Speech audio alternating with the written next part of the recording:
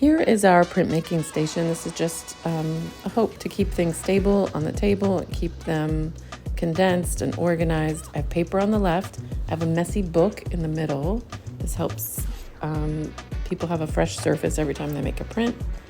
And on the right is an inking plate, your ink, a towel, and the brayer, hopefully, which I'll show you in a minute. So you always turn to a new clean page. Did you see how I did that with the book? You'll use the spoon to just put exactly this amount, this very small amount, on your inking plate. Using more ink is not good. You want to have a very thin layer of ink that you use for printmaking. This rolling thing is called the brayer. The reason for the plate and the reason for the brayer is to get thin, even ink. So notice I can move my brayer back and forth into these two different positions to try and get ink across the entire roller on the brayer. Right then when I inspected it was just in the middle, so I'm going to keep on going. You don't want the ink to be so thin that it looks dry on your print, but you also cannot have it be too much ink. If you do get too much ink, you can use pages of your messy book to kind of get some ink back off of your brayer. So you'll just go ahead and roll it on the messy book if there's too much ink. And then get to a blank page. Let's listen.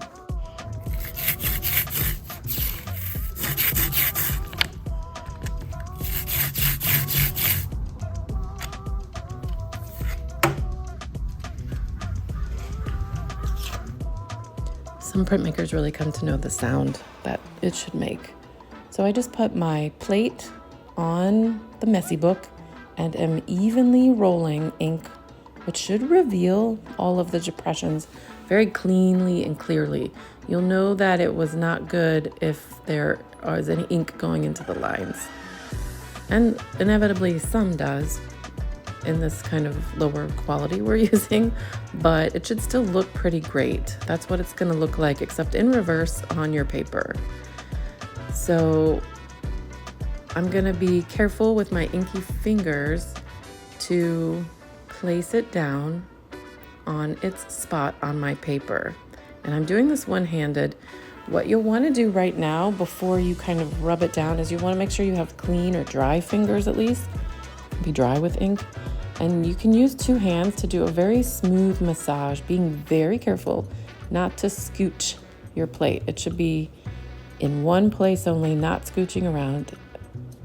Printing ink is pretty good about just getting it stuck down. But even one-handed or one-armed, someone can do this carefully, trying not to get any ink on the back. So again, we kind of maybe wiped your fingers off on a towel. And then once you have massaged the whole back, you can lift it up and see how it printed. That one was all right. I see one spot maybe on the top of the head and the bottom of the chin where I didn't massage as well, but that's why we make multiple prints, just to see how they can come out. So this one already has been used. I'm getting that ink on my brayer again. I've turned to a clean page in the messy book, and now I am rolling ink on top. You should be able to notice what new fresh ink looks like versus it needing ink still. Again, one-handed massaging, not too hard, but a firm smoothing across the back. Notice one hand, I'm even really focusing on all the parts of the back. Our plate is very small, so you should be able to pay attention to all of it. Carefully peeling it off. I want to show you how it unsticks and lifts off of the paper. It's really kind of beautiful to do a reveal like that. All right, now I have two faces on my paper.